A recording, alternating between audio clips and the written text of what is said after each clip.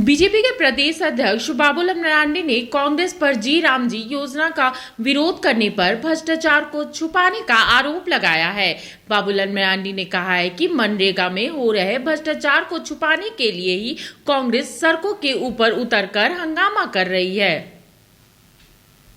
निश्चित और बेहतर आजीविका सुरक्षा देना, टिकाऊ उच्च गुणवत्ता वाली ग्रामीण संपत्तियों सृजन करना, तकनीक आधारित पारदर्शिता के माध्यम से भ्रष्टाचार को समाप्त करना और जवाबदेही के साथ सहकारी संघवाद को मजबूत करना। तो ये मुख्य रूप से है। और फिर कार्य में भी जो किया गया है कि भाई हम किन किन क्षेत्रों में, जैसे एक तो जल संबंधी कार्य, जल की सुरक्षा, जल की संरक्षण,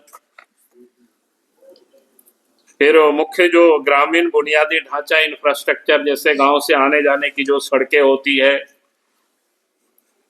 आजीविका संबंधित इंफ्रास्ट्रक्चर, प्रतिकूल मौसम घटनाओं में कोई भी इस प्रकार की स्थिति आती है उसमें से त्वरित हम कैसे निपट सकते हैं, वगैरह वगैरह। तो इस प्रकार से मैं ये कह रहा था कि ये जो एक्ट बनाई गई है काफी सोच समझ करके बनाई गई है और मैं समझता हूं कि इस एक्ट से वास्तव में जरूरतमंद लोगों को लाभ मिलेगा और 2047 तक भारत को जो विकसित भारत बनानी है उस दिशा में एक मजबूत ये एक्ट साबित होगा।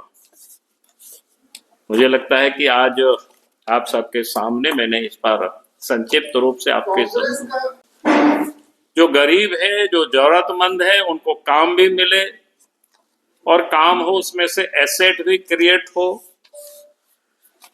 जहां पर इतनी अच्छी व्यवस्था करने के बाद अब ये लोग है तौबा कर रहे हैं, उछल कूद कर रहे हैं। उछल कूद करने का एक ही कारण है जो मैंने कहा कि यहां जिस प्रकार से लूट खसोट मची हुई थी, आपने देखा होगा कि यहां पर एक सचिव कई एक महीनों तक जेल में रहे इस मनरेगा घोटालों में। अब उनको लग रहा है जब एसेट क्रिएट होंगे, बायोमेट्रिक सिस्टम होगा, तो फिर जो सत्ता में बैठे हुए लोग जो लूट रहे थे वो लूटने की उनको अब छूट नहीं मिल पाएगी। अब इसलिए इन लोगों को आपत्ति है। और जिस बात की लोग बोल रहे हैं कि भाई ये 60-40 इसलिए है इन राज्यों में कि भाई आप उसकी अकाउंटेबिलिटी भी राज्य की होनी चाहिए, कि ऐसा तो नहीं चलेगा कि भाई आप लूटते रहे, लुटाते रहे, तो सरकार की भी, स्टेट का भी कंट्रीब्यूशन उसमें होनी चाहिए। और काम के लिए भी कई क्षेत्रों को बिल्कुल क्या कहते हैं उस संरचना के दृष्टिकोण से किया ही है। कई एक क्या कहते हैं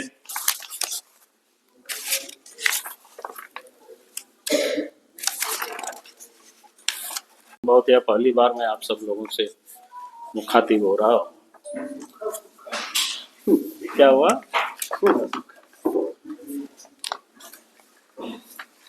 तभी आप सबको बताया कि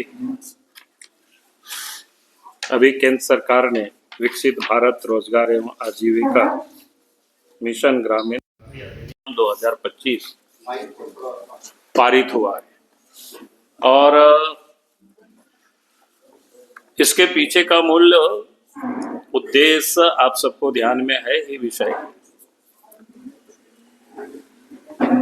क्योंकि केंद्र की जो एनडीए सरकार है आदरणीय नरेंद्र मोदी जी के नेतृत्व में चल रही है, तो गांधी के सपनों का भारत हमें बनाना है।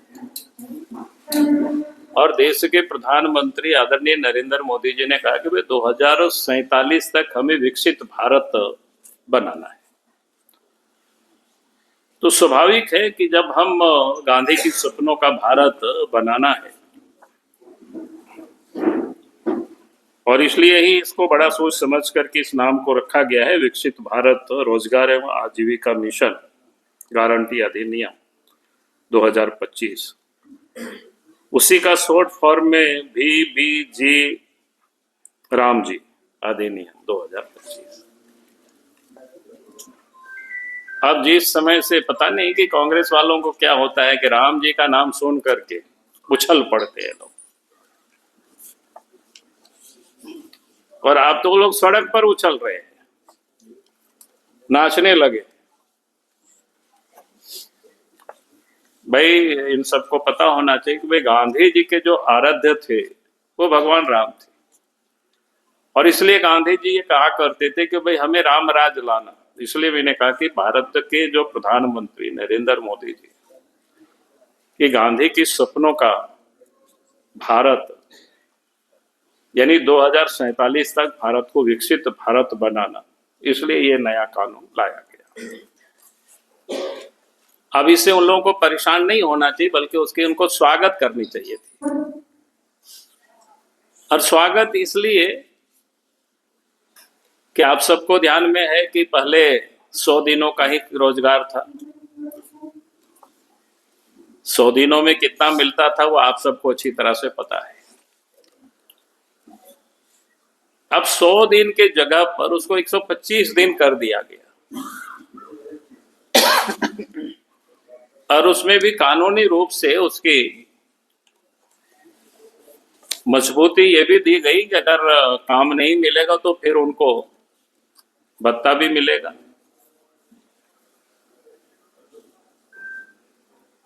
और उसके साथ साथ इसमें यह भी व्यवस्था की गई, क्योंकि कृषि कार्य भी कोई प्रभावित नहीं हो,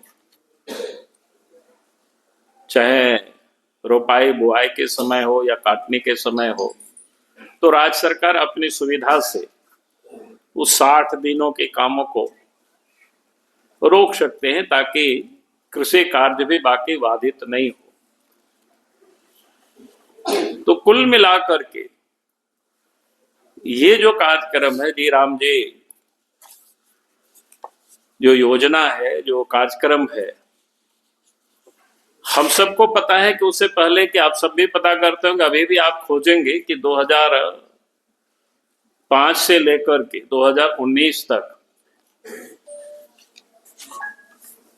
उन्हें लाखों करोड़ों रुपया खर्च हो गए, लेकिन अगर उसकी क्या काम हुआ कहीं, तो आपको ढूंढने से आपको कहीं भी नहीं मिलेगा उसमें काम क्या हुआ है क्या नहीं हुआ है। आप सब भी,